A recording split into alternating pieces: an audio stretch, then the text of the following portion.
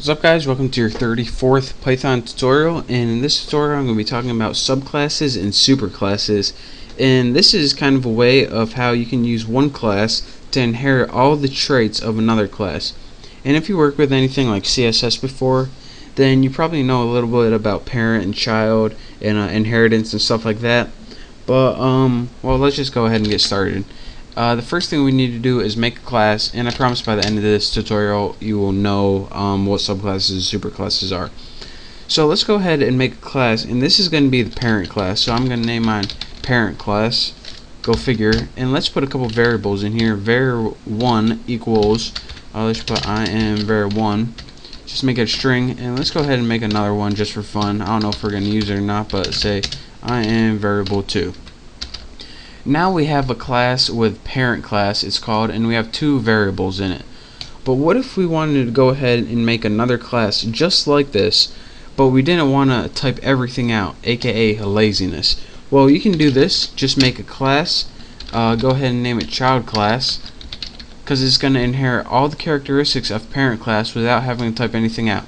Now after you write the name of your class, if you wanted to inherit all the characteristics of this class, all you have to do is type the class you want to inherit, ARENT, make sure I'm not typing anything wrong. All you have to do is type what class traits you want to inherit as parameters in this class. So now in our instruction, all you have to do is put pass. In case you guys don't know, pass means don't do anything. It's pretty much just a blank. I know that it's weird that they would have something like that in programming, but they do. So now we have a parent class with all these variables and a child class with all of these variables, and you can make as many classes as you want and inherit it from a class to get all of their what's it called, like information. So now let me show you guys how this actually works. We need a couple objects to access those variables.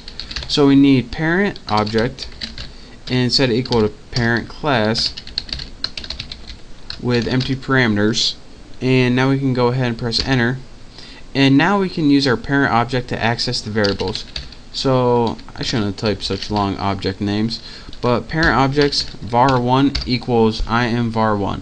Now this was expected because we used the parent class to access its own variable, and it printed out var1. But we didn't write these two variables in child, so you think it will access the variables the same? Well, let's find out. Let's go ahead and make a child object and make it equal to child class, and put some empty parameters right there. And now we made an object that can access the variables as well. So let's go ahead and put child object dot var1 and see what we get. var1. Let's see if it works with var2 just for fun. var2, var2. And as you can see, this is a different way where you can inherit all the traits of a class just by putting it in the parameters. And this is useful when you want to copy an entire class, but you don't want to have to type every single variable and method in it. So that's how you can copy an entire class, and they name it child and parent or subclass and superclass because this inherits the traits of a bigger one. So that is your quick tutorial on parents and child classes, also called subclasses and superclasses by some people. So that's your quick tutorial on how you can use one class to inherit all the traits of another class, and also call the variables. So thank you guys for watching. I hope you learned a little something here, and I look forward to teaching you something in the next tutorial. So don't forget to subscribe, and I'll see you then.